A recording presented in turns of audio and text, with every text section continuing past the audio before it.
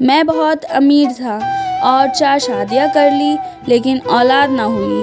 फिर एक दोस्त ने कहा कि एक तवायफ पैसे लेकर बच्चा पैदा कर देती है। मैंने उस औरत को घर बुलाकर उसका नकाब उतारा तो मेरे होश उड़ गए, क्योंकि वह तो मैं अपने दोस्त के साथ जिस जगह आया था वहाँ की रातें जागती थी और दिन सोता था। हर तरफ गानों की आवाज़ और ढोलक की आवाज़ों के साथ साथ घुंघरू की आवाज़ भी आ रही थी। मैं अपने दोस्त के पास तेज़ी से कदम उठाता हुआ जा रहा था। उस वक्त मेरा दिल बहुत ज़्यादा धड़क रहा था। मैं अमीर शख्स था, मेरे पास दौलत की कोई कमी नहीं थी, लेकिन यह भी सच है कि मैं अय्याश हरगिज़ नहीं था। मुझे बज़ारा हुस्न से कोई दिलचस्पी नहीं थी, बल्कि मैं तो गर्दन झुकाकर चल रहा था कि कहीं मुझे कोई पहचान न ले, क्योंकि मेरा उठना बैठना बड़े-बड़े लोगों में था। मुझे तो अपनी इज़्ज़त के लाले पड़े हुए थे। ये मेरी बहुत बड़ी मजबूरी थी जो मुझे यहाँ ले आई थी। काफ़ी पुरानी इमारतें थीं, छोटी-छोटी गलियाँ थीं। हर 2 मंजिले इमारतें से नाच गाने की आवाज़ें गूंज रही थी। इमारतों के बाहर मुंह के पान दबाए उस कोठे के दलाल खड़े ग्राहकों को अपने कोठे में जाने को कह रहे थे। साथ ही वे ऐसे जुमले बोल रहे थे, साहब हमारे कोठे पर आकर देखो, आपकी तबीयत बहुत अच्छी हो जाएगी। वह सब बातें सुनकर मेरा चेहरा शर्म से लाल हो गया था। मैंने कभी ऐसी बात सुनी नहीं थी, जैसे कोई कारोबारी कपड़े का बाजार हो और दुकानदार अपनी चीज़ों की तारीफ करके उसे बेपर्दा हो। क्या औरत इतनी सस्ती और मामूली सी चीज़ है? बहरहाल मैं दिल ही दिल में दोस्त की बात मानकर बहुत पछता रहा था। मुझे यहाँ आना ही नहीं चाहिए था। ये मेरी गलती थी। मेरा जी चाहा कि मैं यहाँ से ही वापस चला जाऊँ, कि जब एक कोठे के पास जाकर मेरे दोस्त अमर के कदम रुके। इससे पहले कि मैं इनकार करता, अमर ने मेरा हाथ पकड़ा और उस इमारत की सीढ़ियाँ चढ़ने लगा। सीढ़ियाँ सीमेंट की बनी हुई थी। सीढ़ियों के दीवारों पर पान के दाग लगे हुए थे। अजीब सी बदबू फैली हुई थी। हम लोग ऊपर गए तो सहन में सफ़ेद चांदनी बिछी हुई थी और शराब और गुलाब के फूलों की बदबू मिलकर एक अजीब सी बदबू का एहसास मुझे हुआ था। सामने एक लड़की लाल कलर के कपड़े पहने हुए खड़ी हुई थी। लड़की पाँव में घुंघरू पहने, घेरदार फराक पहने, कानों के झुमकों पर रश कर रही थी। सामने कोने पर ढोल वाले बैठे थे और सामने तख्त पर एक औरत मुंह में पान लिए उस लड़की को देखते हुए पाँव हिला रही थी। मुझे वहाँ का माहौल देखकर बहुत ही अजीब सा लगा। मैंने अमर से कहा, चलो यहाँ से, मुझे यहाँ कोई बात नहीं करनी। तो वह कहने लगा, अरे आदमी होकर इतना क्यों घबरा रहे हो? ये कहकर वे मुझे उस तख्त पर बैठी औरत के पास ले गया। वह शायद अमर को जानती थी। मुझे उसके साथ देखकर सर से पाँव तक अमर से आंखों के इशारे से पूछने लगी कि यह कौन है। अमर ने कहा, यह मेरा दोस्त है, इसे उस रमशा से मिलवा दो, औलाद चाहिए इसे। अमर ने मेरे आने की असली वजह बताई।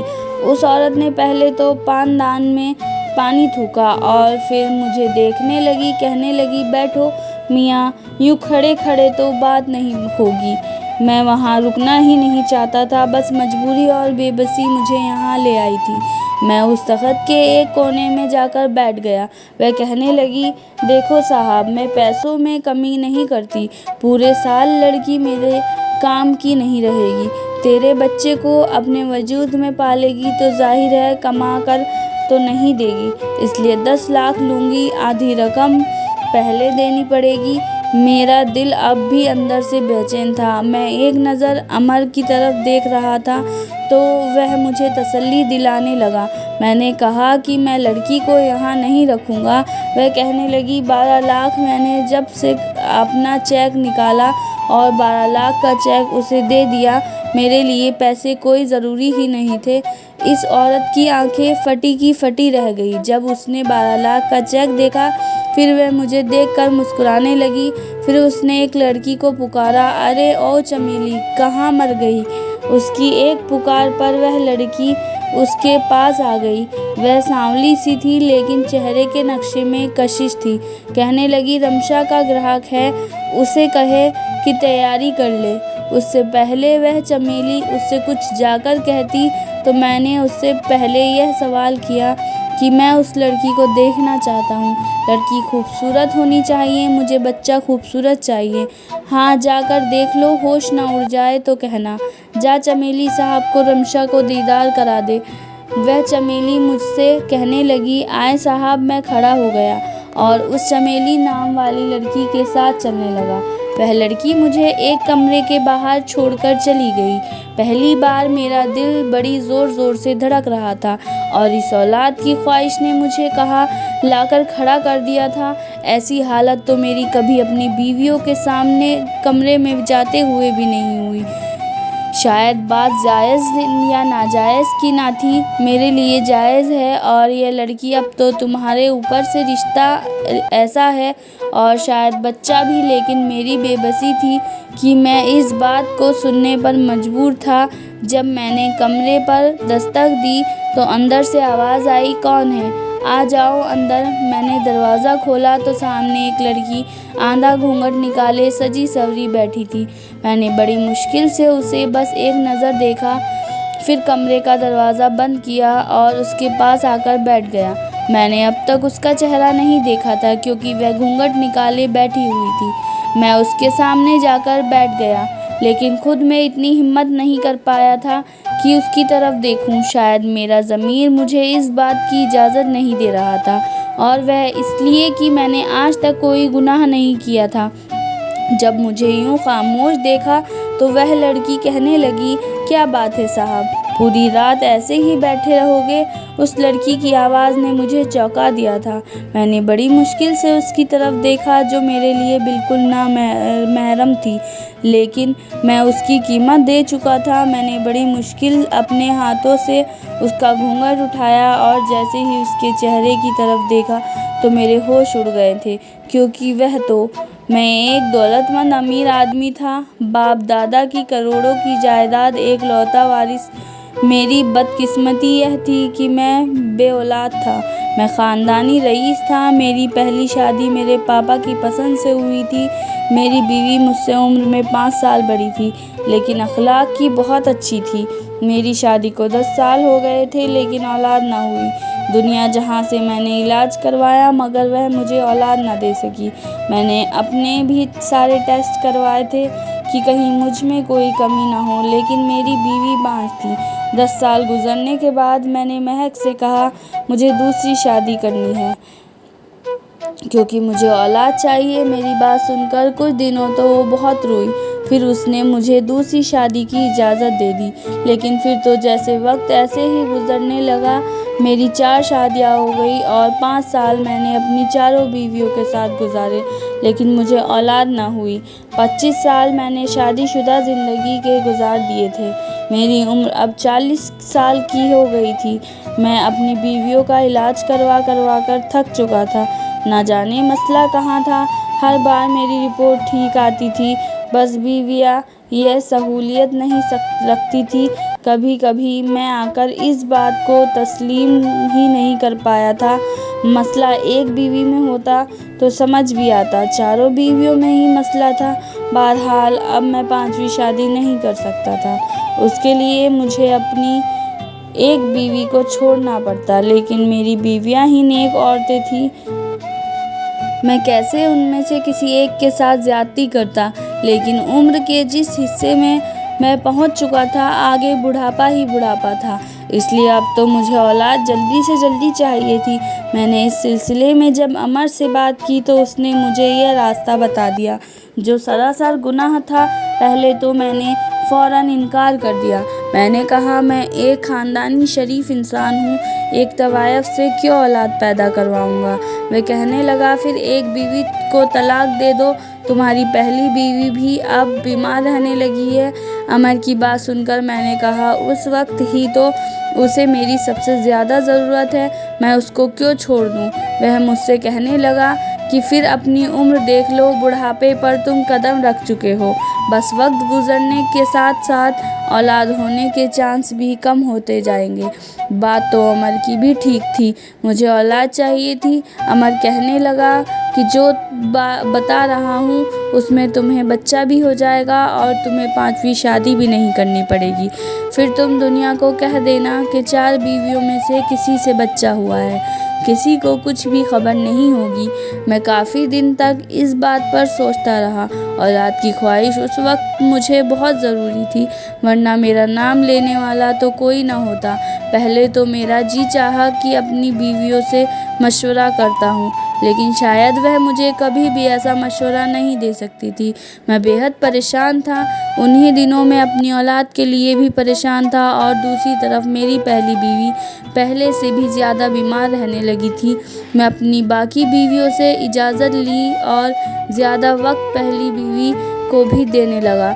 खुद पर 300 ने बर्दाश्त की थी उसने, लेकिन मेरी बीवियों में यह बात थी, लड़ती झगड़ती भी बिल्कुल नहीं थी, आपस में मिलजुल कर रहती थी।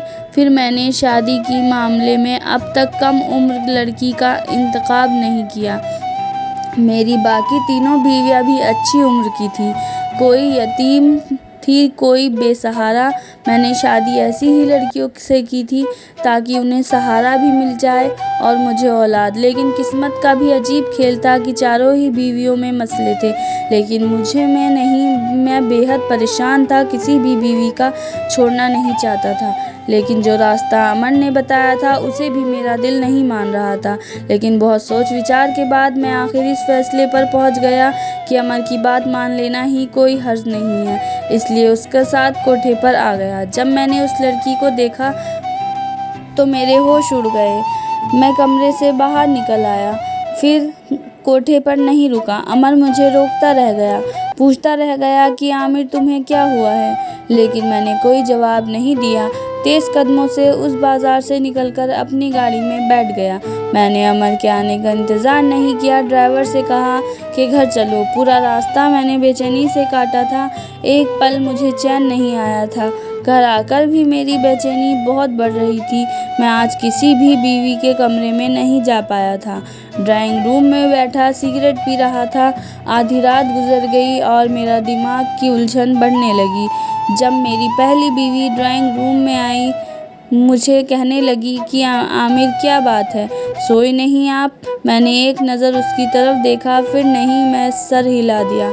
वह मेरे पास बैठ गई, कहने लगी आज क्या परेशानी है आपको? मैंने एक नज़र उस पर डाली थी जिसका मेरे पिछले 25 साल का साथ था। वह बीमार रहने लगी थी। मैंने उसका हाथ थामा और कहा तुम्हारी तबीयत कैसी है? कहने लगी मुझे अपने बचने की उम्मीद नहीं है। मेरे पेट में बनी रसौली फटकर कैंसर की शक्ल अख्तियार कर गई है। आप भी जानते हैं, मैं जानता था कि यह चंद महीनों की मेहमान है, इसलिए अब सारा वक्त उसी के पास गुजारता था। मेरे कंधे पर उसने सर रखा तो मैंने भी अपने पास बिठा लिया। मैंने कहा मैं सोच रहा हूँ कि तुम्हें लंदन ले जाऊँ, तुम्हारा इलाज करवाऊँ। मेरी बात पर वह कहने लगी कोई फ़र्क नहीं पड़ेगा, वक्त गुजर चुका है मेरा इलाज का, बस आप मेरी ख्वाहिश पूरी कर दे, मुझे तलाक देकर शादी कर ले। उसकी बात पर मैंने उसकी तरफ देखा तो वो कहने लगी मैं इस घर के एक कमरे में रह लूँगी, लेकिन मरने से पहले आपका बच्चा देखना चाहती हूँ। उसकी बात सुनकर मेरी आंखों के सामने रमशा का चेहरा घूमने लगा। मैंने उससे कहा कि मैं तुम्हें इतना बड़ा गम नहीं दे सकता, पहले ही तुम पर सौतन ला चुका हूँ, शायद इस बीमारी से तुम सही हो जाओ। वह कहने लगी ऐसा नहीं है, मैं तो यह समझती थी कि आप बाप बन जाओ, मगर यह नहीं पता था कि मेरा साया आपकी बाकी बीवियों को भी ऐसा कर देगा। ये कहकर वो रोने लगी थी। मैंने कहा ऐसा क्यों सोचती हो, बच्चा शायद मेरे नसीब में नहीं है। मेरी बात सुनकर कहने लगी आपने शादी हमेशा बेसहारा लड़कियों से ही की है ताकि आपकी कोई नेकी ऊपर वाले को पसंद आ जाए। तो फिर रात को उस तवायफ खाने से क्यों भागकर वापस आ गए? उसके मुंह से यह सुनकर मुझे हैरत का झटका लगा था। मैंने कहा तुम्हें किसने बताया? मेरी बात पर उसने एक गहरी सांस ली, कहने लगी वह छोड़ो, मेरी बात का जवाब दो। मैंने कहा मेरा दिल नहीं माना, क्योंकि वह तवायफ है फिर बहुत कम उम्र है, बस 18 साल की लड़की है। उसे देखकर तो मुझे उस पर तरस आ सकता था।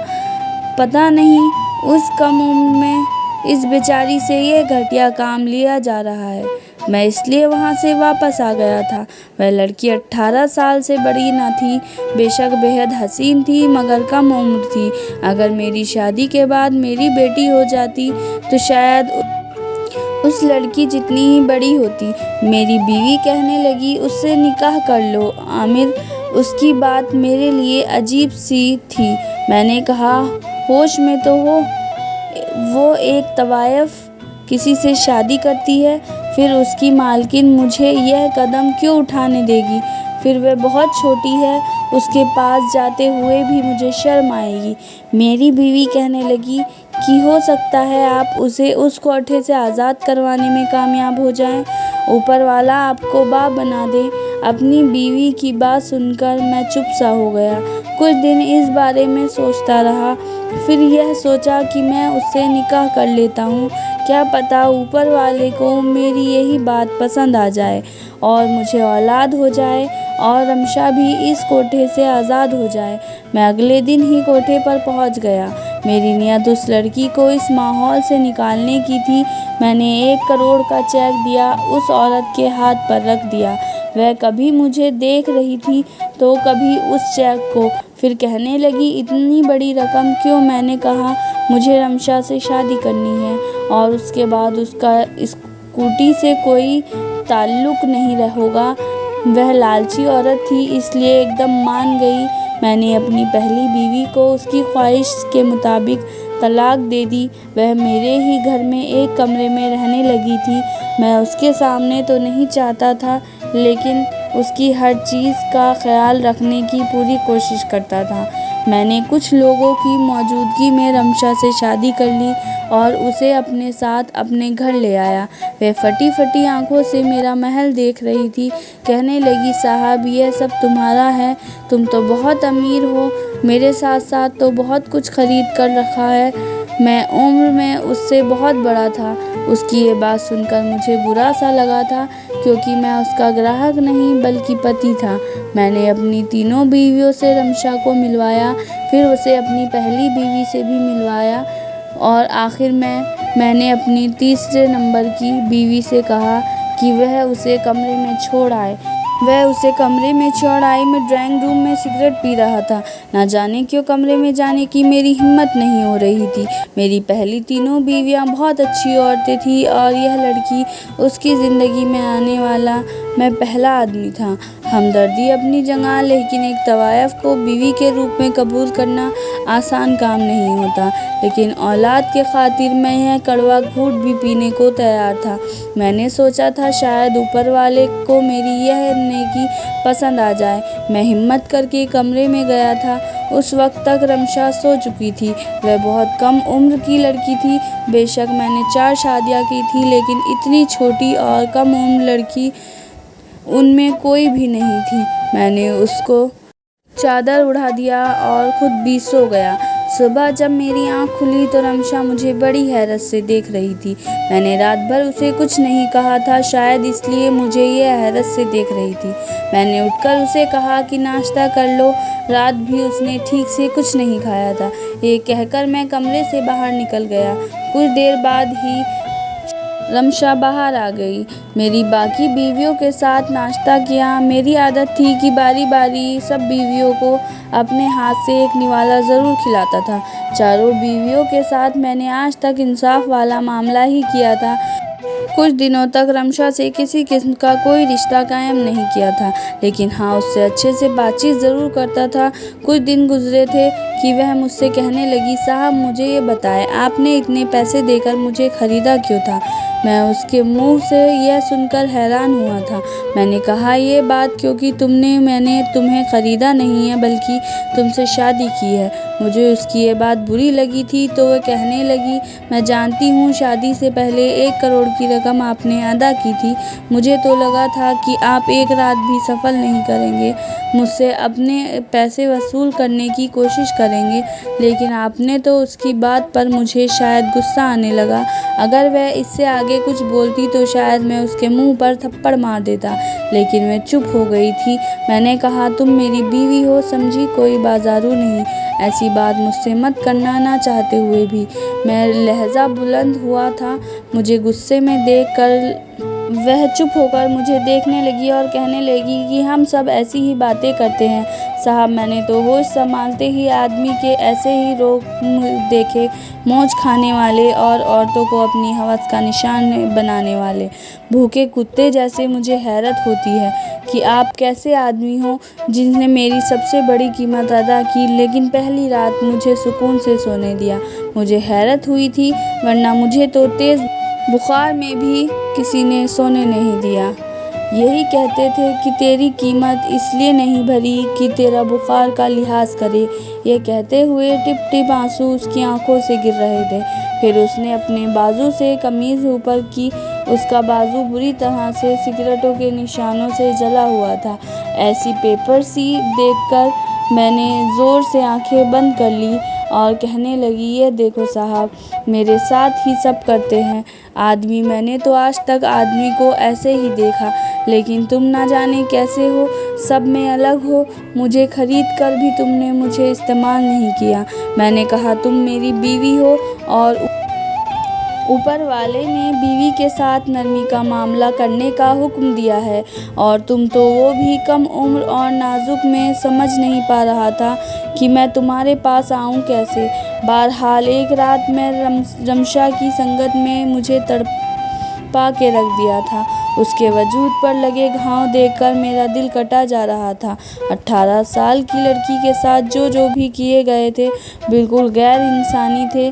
बहरहाल वक्त के साथ रमशा के जख्म भी बढ़ने लगे। वह मुझसे कहती, आपने मुझे बस किरदार को शादी करके रिश्ते में बांध दिया है। वह मेरा 1 लाख और मोहब्बत से बहुत मुझसे हो गई थी। आहिस्ता आहिस्ता उसकी ज़ुबान भी ठीक हो गई थी। वह मुझसे अदब से बात करने लगी थी। मेरी शादी के कुछ महीनों बाद ही मुझे वह खुशी मिली थी जिसकी मैंने बहुत दुआएं की थी। रमशा प्रेग्नेंट हो गई थी। मुझे तो अपने कानों पर यकीन ही नहीं आ रहा था। मैं अपने रब का शुक्रिया अदा कर रहा था। 2 महीने तक मैंने रमशा का बहुत ख्याल रखा, उसे बिस्तर से भी नीचे नहीं उतरने दिया। लेकिन जब डिलीवरी का वक्त करीब आया तो मैं लेबर रूम के बाहर बहुत बेचैन सा चक्कर काट रहा था। जब लेडी डॉक्टर बाहर आई और बेहद परेशान थी, मुझसे कहने लगी, क्या आपकी बीवी की हालत ठीक नहीं है? या तो हम माँ को बचा सकते हैं या फिर बच्चे को। यह सुनकर मेरे होश उड़ गए थे। मुझे इतने सालों बाद औलाद की खुशी मिल रही थी, लेकिन मेरे सामने एक आजमाइश खड़ी हो गई थी। उस वक्त मेरी हालत क्या हो सकती थी, यह वही शख्स जान सकता है जिस पर यह सब बीत रहा हो। मैंने अपनी आंखें बंद कर ली। मैंने कहा, आप माँ को बचाइए, बच्चा का कमाल है ऊपर वाला है। जो लेडी डॉक्टर अंदर चली गई और मेरी आंखों से आंसू बहने लगे। बेशक मेरी पहले से 3 बीवियां और भी थी, लेकिन मैं अपनी ख्वाहिश की खातिर किसी की जान लेने का नहीं कह सकता था। मेरे आंसू मेरे बस में मेरे ही नहीं थे, इसलिए बहने लगे। कुछ देर बाद लेडी डॉक्टर बाहर आई। मैंने उनसे पूछा, मेरी बीवी कैसी है? वह कहने लगी, माँ और बेटा दोनों ही खतरे से बाहर है। यह सुनकर मुझे हैरत का झटका सा लगा था। मैं बहुत खुश हुआ था जब नर्स ने मेरे कांपते हाथों में मेरे बेटे को डाला तो उसे सीने से लगाए मैं फूट फूट कर रोने लगा। ऊपर वाले ने मुझे मेरे सब्र का बेहतरीन इनाम दिया था। बेशक ऊपर वाला अपने बंदों पर वह बोझ नहीं डालता जो वह उठा ना सके। धन्यवाद दोस्तों। आपको मेरी वीडियो कैसी लगी कमेंट में ज़रूर बताएं, और दूसरी वीडियो देखने के लिए मेरे चैनल को सब्सक्राइब ज़रूर करें।